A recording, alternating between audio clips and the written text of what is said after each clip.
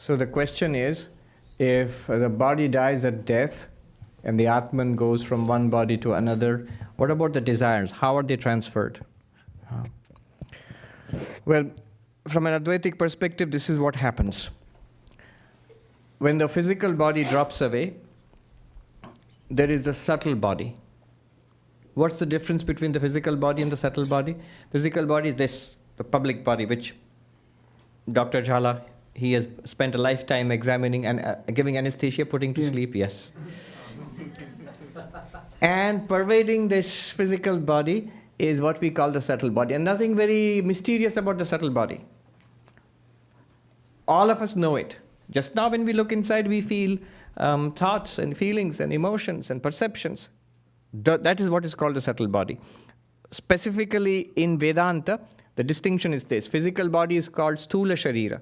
Subtle body is called Sukshma Sharira. What's the difference? Sthula Sharira is what is called Annamaya Kosha, the sheath of food, that means which is transformed. Food is transformed into this physical body. That's what the doctor examines. That's what you weigh and you measure the height and so on. That's what is a man, a woman, a person of particular race or color and so on. The subtle body is Pranamaya Kosha, Manomaya Kosha, Vijnanamaya Kosha, the three sheets, successively subtler and inward, of prana, whose effects are the vital functions which keep the physical body alive. For example, the prana is that which is responsible for the circulation of the blood, for digestion, basically for health. The not functioning of the prana would lead to, say, illness and so on. So yoga and Ayurveda, Hatha Yoga, Ayurveda, they deal with the prana. In fact, health is more a question of the prana rather than the physical body. And subtler than this is the mind, our thoughts and feelings, which we have right now. Subtler than that is the intellect. They're not different things. The mind and the intellect are the same thing, just the functions are different. We feel it when we look inside. When you are working on a math problem, looking at trying this way, that way, that's the mind. And when you make the breakthrough and say, aha, I got it, that's the intellect. Yeah. The determinative faculty and the faculty which considers options, mind and the intellect. Ego is also there. Ego is also a function of the mind, which says, all of these have very precise definitions in Vedanta. In Indian philosophy, Abhiman Atmika Antakarana Vritti Ahankara. The ego is that function of the mind which says I and appropriates to itself all the functionings of the body-mind. So it would be in our example the driver, the buddhi. One of the functions of the driver is I am driving. I own this vehicle. I work for Uber or something like that. So that's the ego. You are not the ego also. You are beyond all of this. Beyond the subtle body, there's something called the causal body, which is Anandamaya Kosha. Anyway, the point is, responding to Dr. Jhala's question, what is death? Death is the death of the physical body, the gross body, the Sthula Sharira. But the Pranamaya Kosha, Manomaya Kosha, Vijnanamaya Kosha, and the Anandamaya Kosha, the other four sheets, they do not die. And they continue. They are the ones which are transferred to another body, to other worlds, the heavens which Nachiketa asked for, how to go to some of these heavens later on. So the subtle body, it goes on. Your laptop has all the data, and the laptop itself is like the physical body, and the data inside is like the subtle body. Just because the laptop is crashed, it's not working, your data is still in the cloud, so you can download into another new laptop. Similarly, the subtle body goes on it continues to exist. Now, what about the Atman? What travels?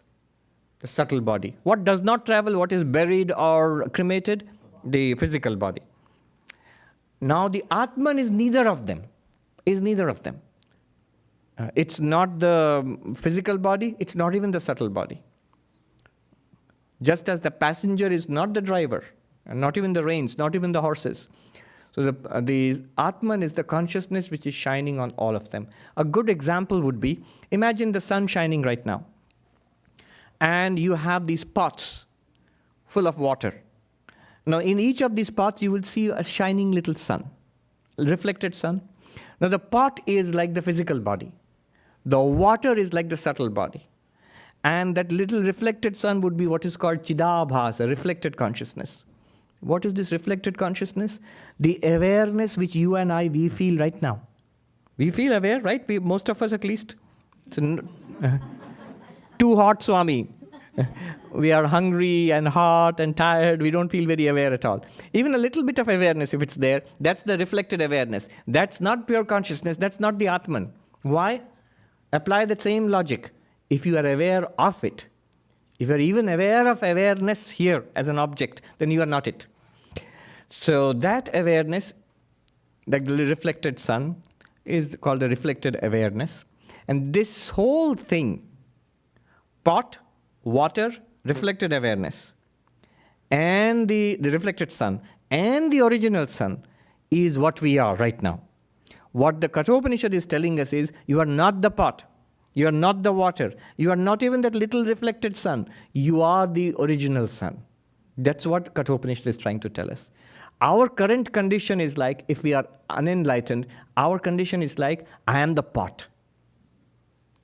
And a little more refined, thinking, sensitive person who goes to museums once in a while, I am the water in the pot. The Upanishad is saying, no, you're not even the water in the pot. Now, what is death? When a pot is cracked, when it breaks, the gardener may come and pour the water into a new pot and throw away the old pot. So the pot is like a body, and the water in the pot is like the subtle body. And when you pour the water into a new pot, what will happen to the reflected light, reflected sunlight? It will travel with the water. It will again go with the water into the new pot. And you will feel that I am now here. I am reborn in this heaven, or I'm reborn as this child. We may not have the memory also. So the desires or tendencies continue in that. Where do they continue? If it was dirty water in the earlier pot, it will continue to be dirty when you pour into. If it was sugar water in the earlier glass, it will continue to be a sugar water in the new glass also. So, thank you. Yeah. Yes, you had raised your hand. Tell us your name. Who's next? You had raised your hand. You'll come next. So, Pranam Swamiji, my Yes. name is Kiran. I have a question about intuition. So they say realization can happen through intuition. Yes. And sometimes even in worldly problems, as you mentioned before, that breakthrough, we feel that it's coming from a higher power than us. But in this body-mind complex or paradigm, where does intuition stand? Yeah. It's not a term which you find in Vedanta. In Kashmiri Shaivism, it's given a lot of importance. It's in fact a word they used is pratibha. Word pratibha, of course, we Indians will immediately say, yeah, I know that. But we know it the way we know it in Bengali or Hindi or the Indian languages is talent, creativity, talent, pratibha. But the original term in Kashmiri Shaivism is a flash of intuition. If you look at the breakup of the word, bha means shining. So shining forth as a response to a particular situation. So how does intuition, whatever it is, how does it function? It seems to be without any kind of calculation, without any kind of, oh, this is a situation, let me refer to my knowledge, and then without any kind of thinking behind it. As a flash, it comes immediately. Often what comes as a flash, if it is correct knowledge, is actually the product of a lot of training and practice in the background, usually. So a doctor may have an intuition about a patient. So the doctor has an enormous amount of experience dealing with thousands of patients over the years. So sees a patient and without consciously thinking much about it, already knows a lot. But that pratibha, that intuition, everybody else will not have. That comes from, from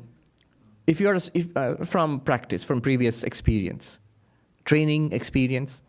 If you are a teacher dealing with little children, I have had that experience. Very soon you seem to be a mind reader, because little children are not too difficult to read either. So it's like a magical power, but you know what mischief the next kid is going to be up to. You just look at the whole situation and you know. So that is intuition. And that can apply to spiritual life also. So it functions something like that. In Vedanta, the intuition would function when it is surcharged with, on a firm foundation of Vedantic training. And the training is Shravana, Manana, Nididhyasana. Listen to it again and again and again. The teaching is already there. In our modern age where free thinking is praised and critical thinking and creativity, often it works against, at cross purposes.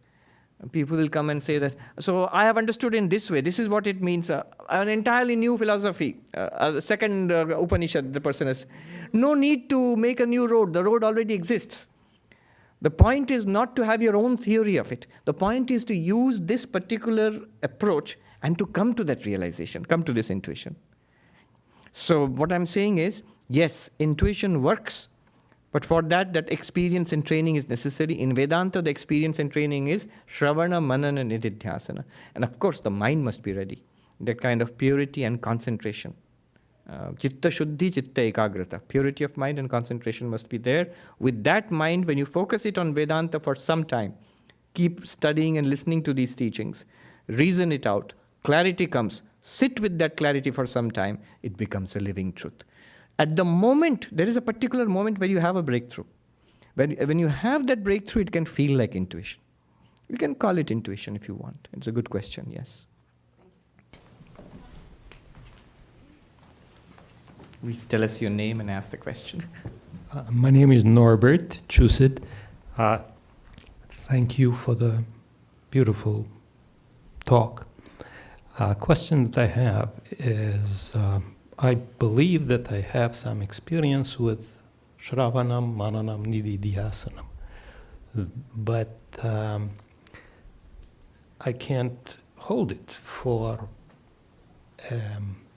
any time. So I actually wanted some help with devotion. Could you say something like Nachiketa? He came to the house of death. Yes. He sat there 3 days and nights, and yes. So there is got to be some great devotion present already in this person. Right. And that's what I wanted to ask about. Right. Is it possible to get it, or is it just yes. within the nature? Yes. I'll go back to what you said first. I listened to you very carefully. You said, I have some experience with Shravana, Manana, and Nididhyasana, but I find it difficult to hold on to. Yeah.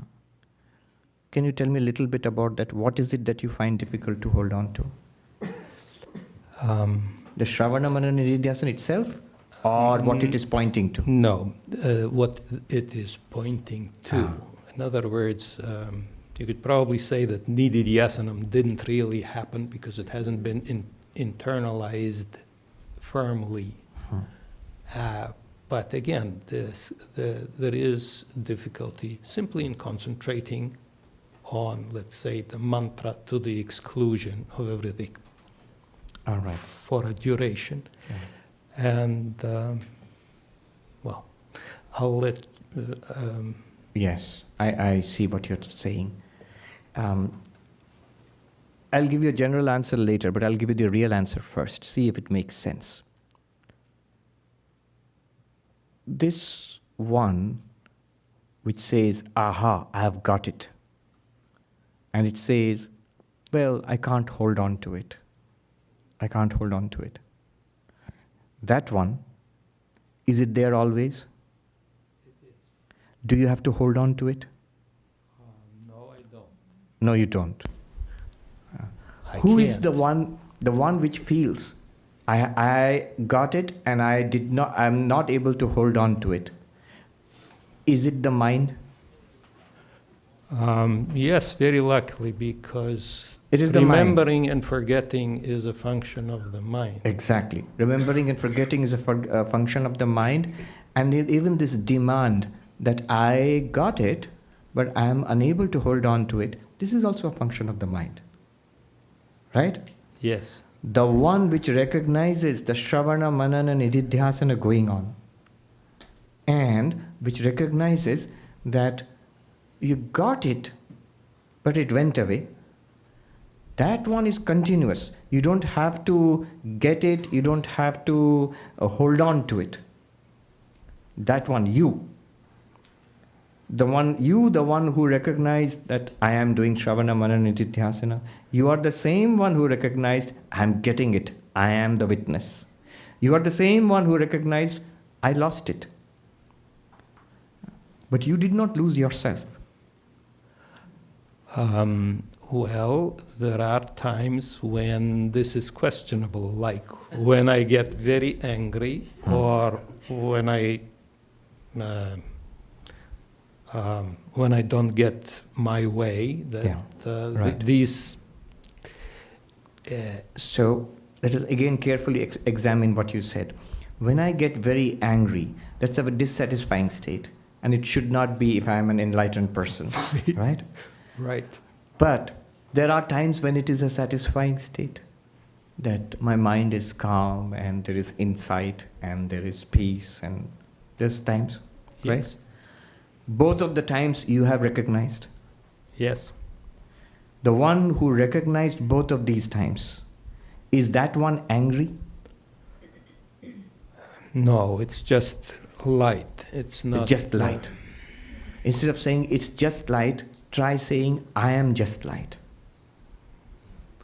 I am just light. Yes. And notice that yes, I am just light. Sometimes the mind is full of that light and recognizes it, which is nice. Sometimes the mind gets busy with the world outside, sometimes negatively so, but I still am light.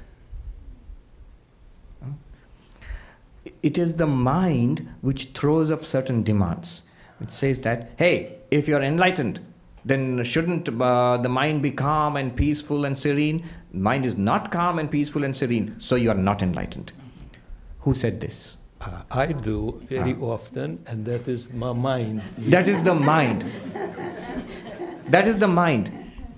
What I mean by the mind is that light, you the light, is the light upset or angry?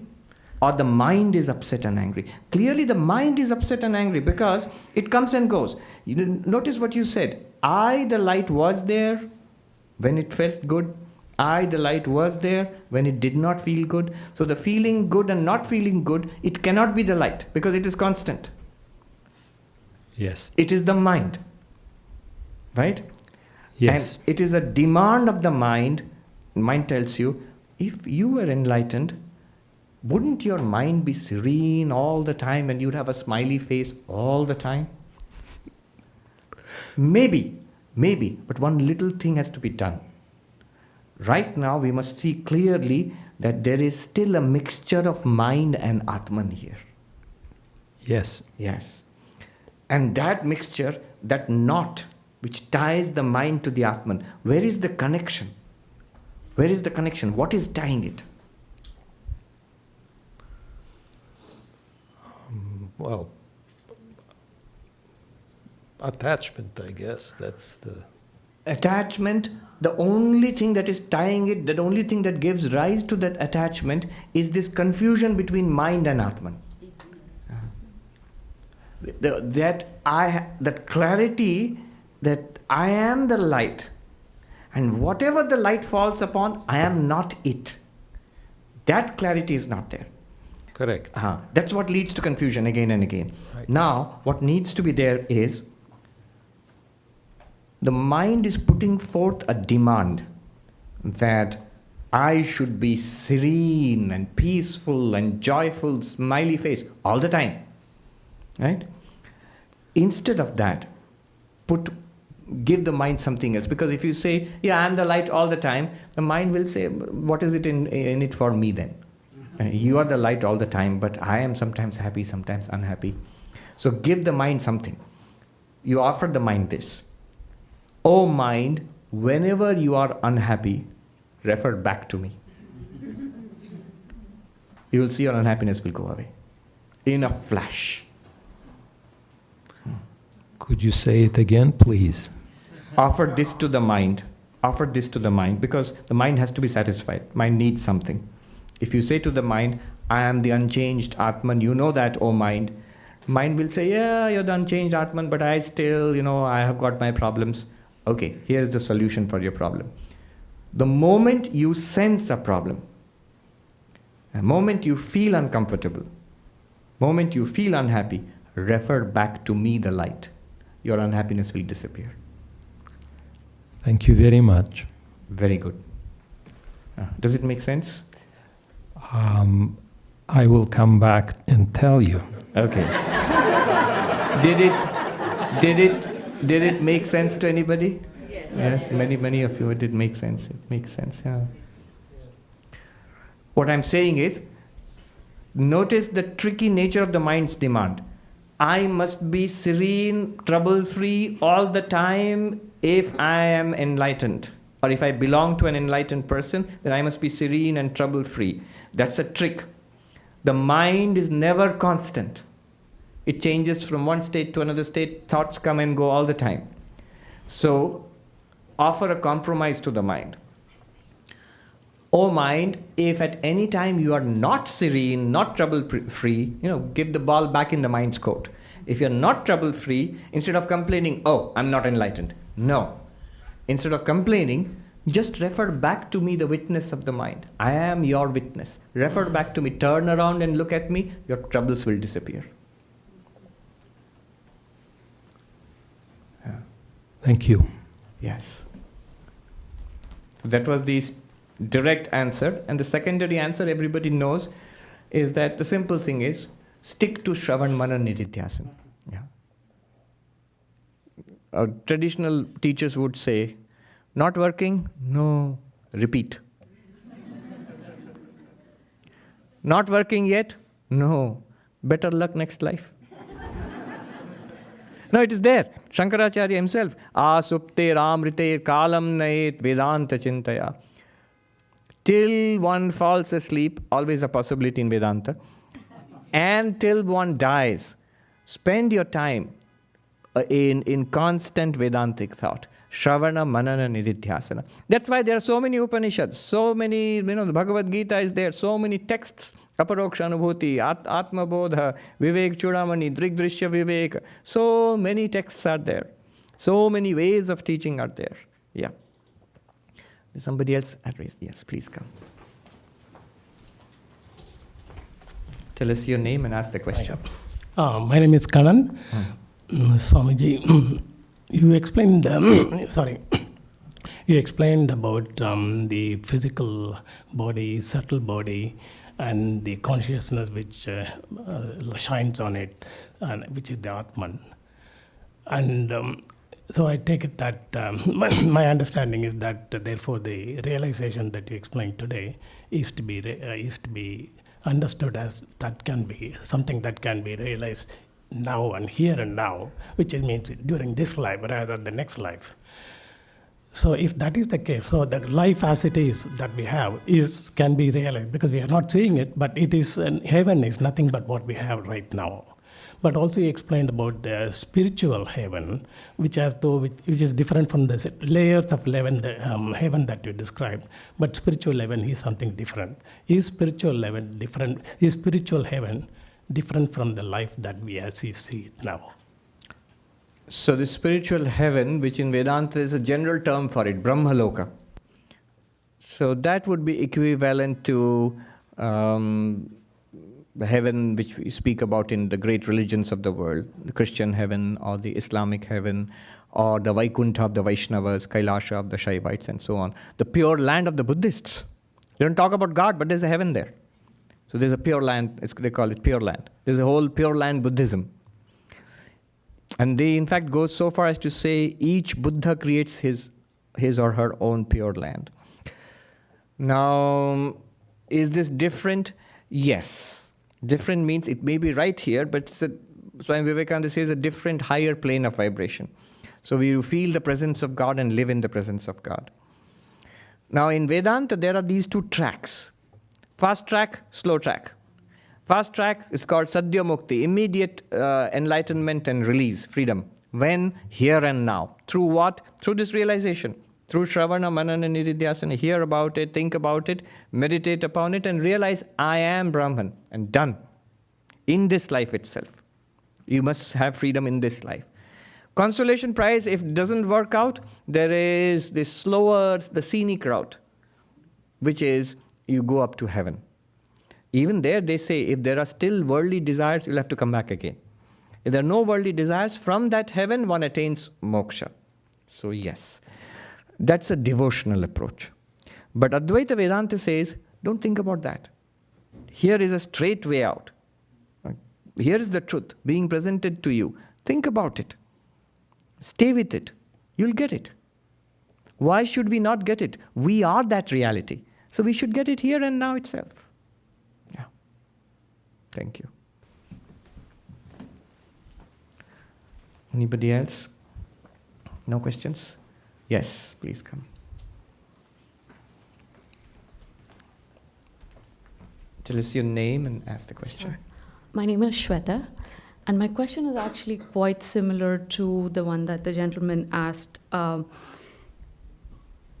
You've probably answered it in theory, but if you could offer a little bit more practical advice on how to live it. Essentially, the essence of Advaita is very simple. Once you get it, there is no selling. You don't have to sell it. Yeah. The only complexity then involved is the time it takes to imbibe it in your everyday life. And even if I know the truth or I understand the truth, not necessarily had any enlightenment, but I at least understand the principle. And my body still has to live in this everyday world. It still has to do the karma. Yes. In doing that, now there is this constant tussle or struggle between, I realize this truth. Exactly what you said, the mind is playing this trick. I have to be serene, but I'm not, because I have to solve these little problems in life. I have to live my everyday life. It could be a silly problem, being stuck, not being able to add two numbers, right? Something as simple as that, not necessarily a materialistic desire, but just that sort of struggle that bothers the body and that bothers the mind, how to calm it and sort of gain control over it. And it's a good question. So, first of all, let me address that question. Many people ask, so it's good in theory, but you can immediately see the but coming up after that. All this you are saying good in theory, or sometimes it's put in this way. All this I understand, Swami, but what are we to do now? The traditional answer from a traditional teacher of Vedanta would be, I understand it, but what are we to do now? If you ask what are we to do now, then the first part is wrong. You have not understood it.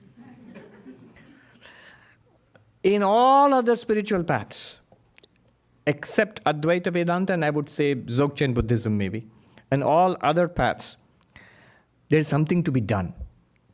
If you attend a class on the Yoga Sutras, after that you have to do asana, to sit, and pranayama, and withdraw the mind, meditate. If you learn Hatha Yoga, we had the International Day of Yoga, so you have to actually go out and do it. If you just attend a class, you will get no benefit from it. If you learn about the Narada Bhakti Sutras, the way of devotion, but devotion also has to be practiced, and ultimately you have to go beyond practice. A practiced love is not really love, but one can come to real love through trying to love God. But you must do that. If you don't do it, it's of no use. Japa, you get a mantra. You know about the mantra, you learn the theory also, but you don't repeat the mantra day and night. No effort, no result. But Advaita Vedanta is not like that. Once one gets it, even before the breakthrough, even before the realization that I am that reality, I am not this body and mind, even before that, one sees one thing, that it's not a question of specifically doing something. If you feel the need to do something specifically, then do Vedanta specifically. Study, think, and stay with that understanding. Otherwise, this is something that can be applied across the board. When you are walking, talking, sleeping, because how does the clay pot, in doing what? Is it practicing being clay? Whatever it does. or doesn't do anything. It is clay. All it needs to do, if it has the wrong notion that I am not clay, is realize that I am clay. That's all. Now that sounds confusing.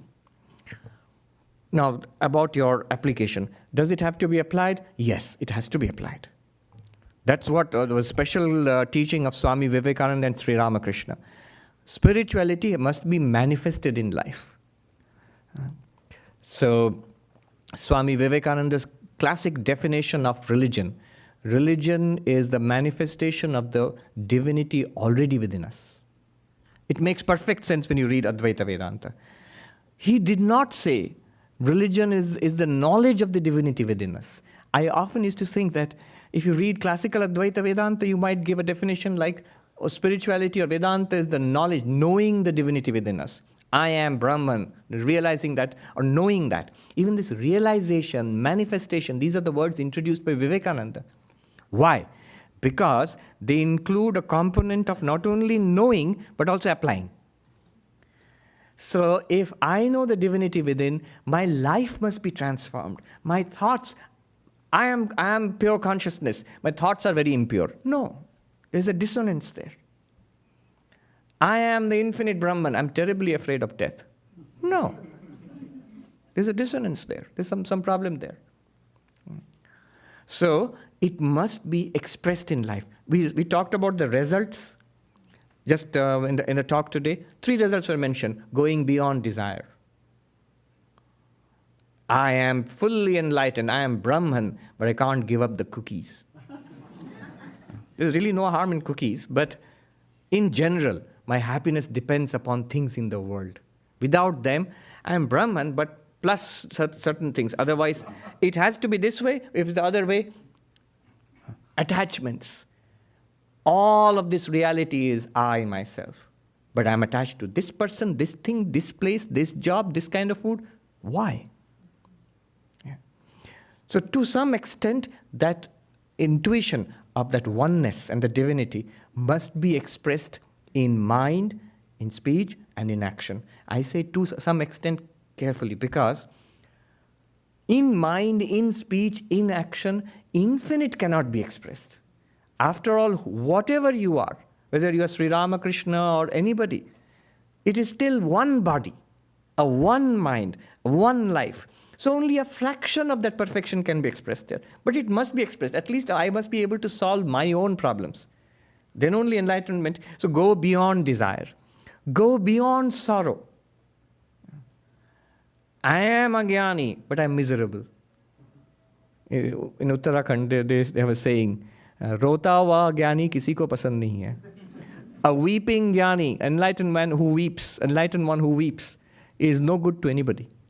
Not to himself, not to anybody else. It's the most uninspiring picture.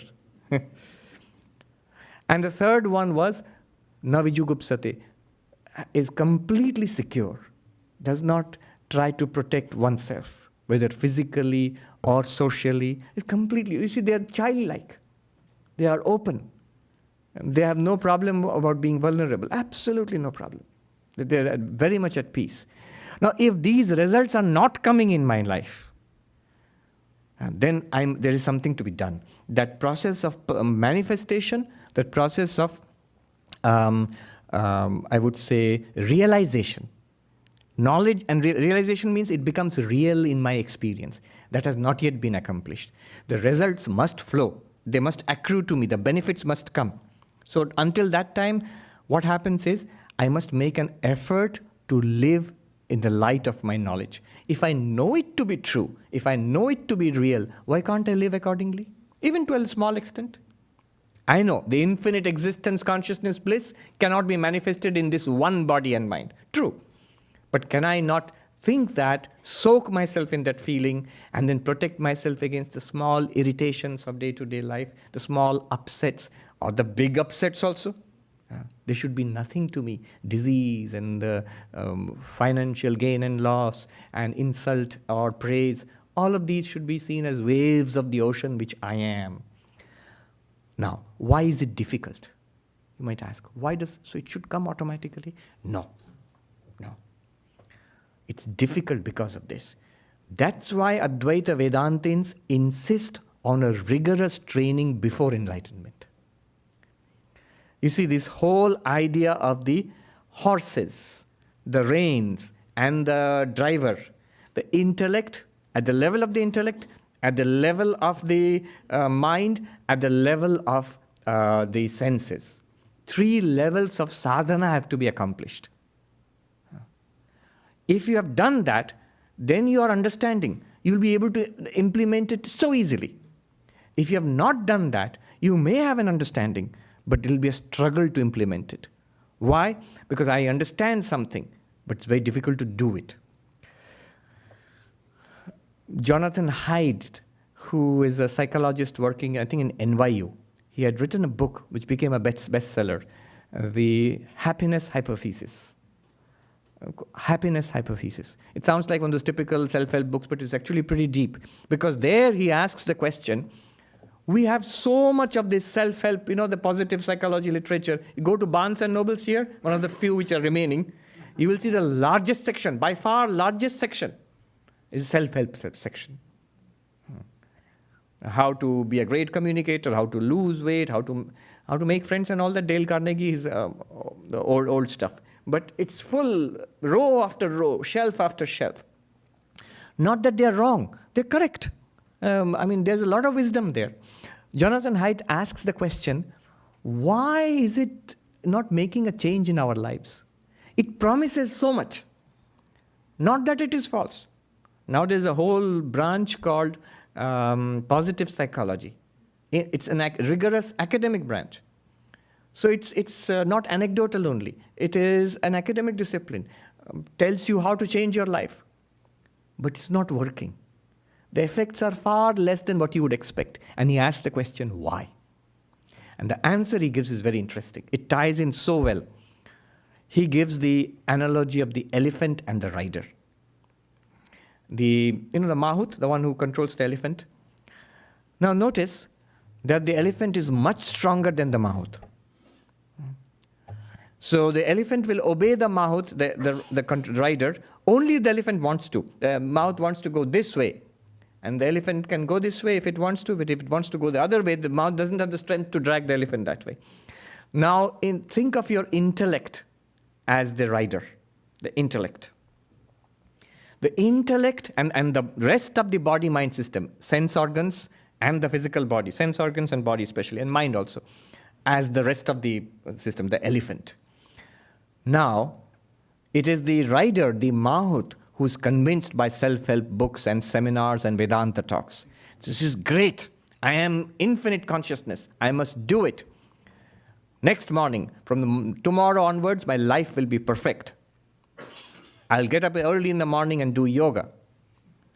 Early in the morning, Manhattan, January, you try to get up, you don't feel like getting up.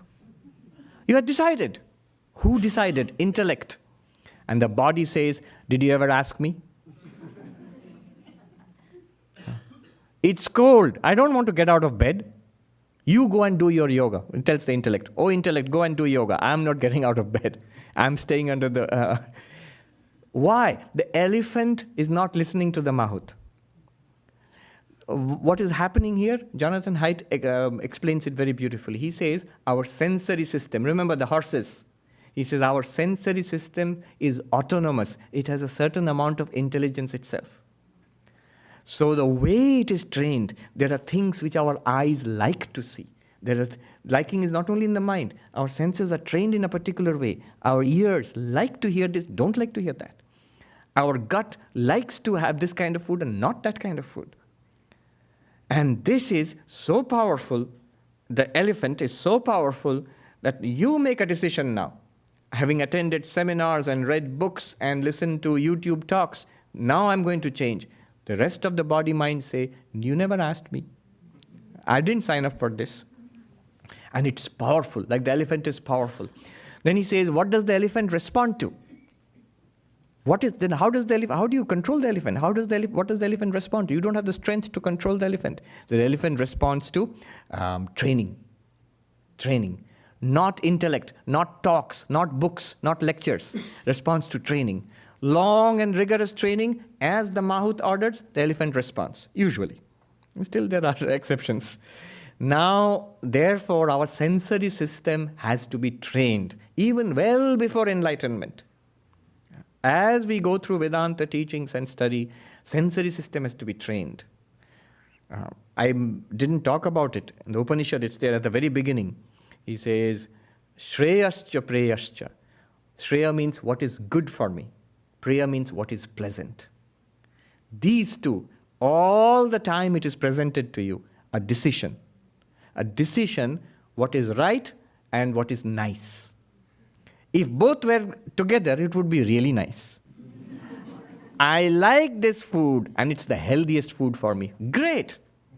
But usually, they say, if it tastes nice, it's not healthy. Spit it out. Unfortunately, in a lot of times in our life, what has happened is what is pleasant for me at the moment is not good for me. Why would it be so? Why would it be so? Think about it. What is pleasant for me now is connected to the way my life is now. My life in ignorance, my life identified with body and mind, my life in samsara. So the things which I like will be samsaric. It's quite possible that what is pleasant to you and what is good for you can be the same, and it should be so. If you look at the lives of the saints, what they love and what is good for them are exactly the same thing. But for us, there is a conflict because we have set our goal at being enlightened. And this is a present condition, very big difference. One teacher put it so beautifully. What is enlightenment? Where you can finally stop being somebody, trying to be somebody else. Notice something, it's very subtle. All the time, the very fact that you are here, the very fact that we are doing Vedanta, anything in this world, we are trying to be a little different from what we are. Because right now, the way my life is, I don't like it. I don't like the body, it's sick maybe, or it doesn't look good maybe. I don't like my friends because they're not the kind of crowd I want to associate with. I don't like my apartment. It's not in the right part of town. Or maybe the school district is not good for my kids. Everything I'm trying to change. I get an education, I get money, I get friends.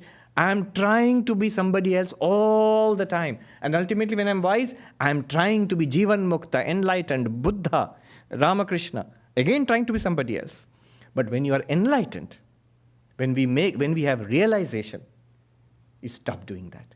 Because you have found something which is infinite. Nothing better than that exists. The Bhagavad Gita says, realizing which, dukkhena gurunapi na vichalyate, you are not shaken by the deepest of sorrows, realizing which nothing further, yam labdhva, having realized which nothing further remains to be got. Nothing higher than that is there. So you stop there and you are absolutely at peace. But for that, the training of the senses from the beginning, of the senses have to be trained, what is good and what is pleasant. Senses have to be trained. It takes effort and time to direct it continuously. Take the decision again and again and again. Not the pleasant, the good. Not the pleasant, the good. If you don't take a decision about it, the senses will automatically go to the pleasant. Default setting. They have to take a conscious decision, change it to the good. Then about training for the mind, samanaska. All these things are left out. Why am I saying all this? Without this, this question will come up. I understand it, but I can't live it. Even the understanding will be foggy, confused. It will be understanding, no doubt. It will not be realization. So the mind has to be samanaska, mindful. Mindful. I keep forgetting. In Sanskrit, it is called pramada. Pramado vai mrityu. Forgetfulness, inattentiveness is death. Death means what? Spiritual death. So this mindfulness, very important practice, mindfulness. And then the next level, the training for the driver. You remember the driver? The buddhi? The intellect has to be, the clarity must be there. Most important is there. If you're doing Vedanta, most important is there. The clarity there, mindfulness at the level of the mind, and training for the senses. What clarity? I know, Swami, I know I am Brahman, but my son quarrels with me. Just a minute. You're Brahman. Brahman's son? See how immediately the intellect switched between two things. I am the witness consciousness. And next, I am this body and mind, and my son quarrels with me. That guy is nasty to me. That guy is nasty to Brahman, the absolute? No. It's lack of clarity.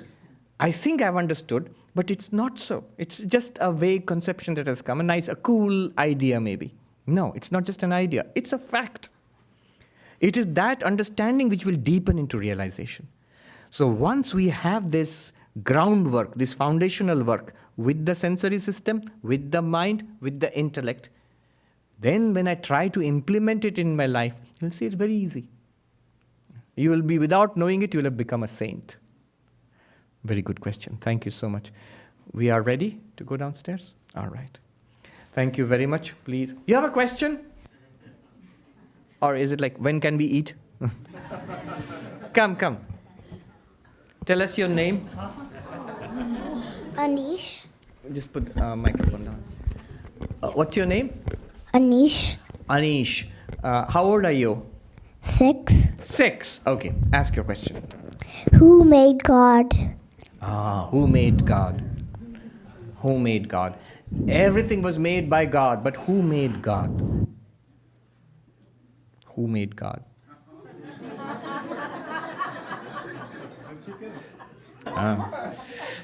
Do you see that Yamaraja said, na babhuva kaschit? That means it is not a cause nor an effect. That means God, all that ultimate reality, what we are talking about, it has no cause. Nobody who made God. God is the only reality. God exists. And everything else comes from God. And actually, Yamaraja says, nothing comes from God either. When you think something has come from God, it becomes the creator God of religion. But truly speaking, can you say that this is a wood, right? This is made of wood. This one, Anish, made of wood. Can you say that the lectern, this podium, has come from the wood, produced by the wood? You'd say, no, it is the wood. The wood alone appears as this podium, as a lectern. Similarly, God alone appears as this universe. So God has not really ultimately made the universe also. It is God alone. And who made God?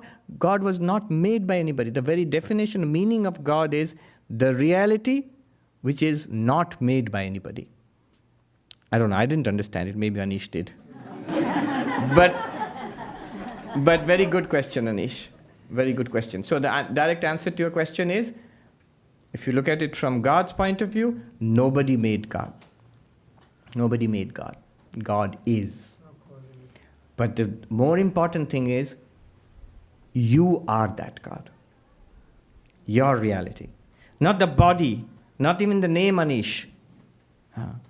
Not even the thoughts which are going through your mind, I can see, it's busily thinking. Not even that. Beyond that, deep inside that, that is the God, and it was not made by anybody. Very good. Beautiful question. Let's end on that note.